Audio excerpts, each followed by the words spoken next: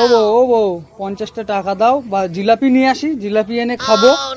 জিলাপি খাওয়া? আগের দিন যে মাছ খেলে মাংস খেলে সে টাকা আমার এখনো দিয়েছো? কত টাকা নিয়েছি আগে তোমার কাছ থেকে?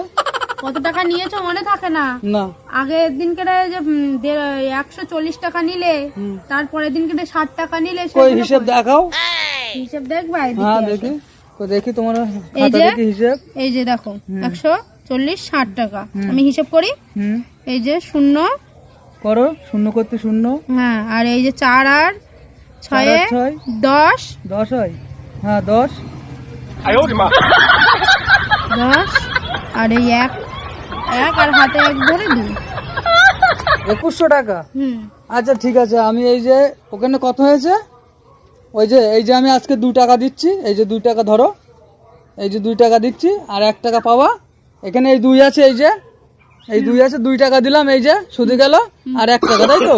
শূন্য তো টাকা হয় না, আর 1 টাকা পাবা, কালকে দিয়ে দেবো শোধ।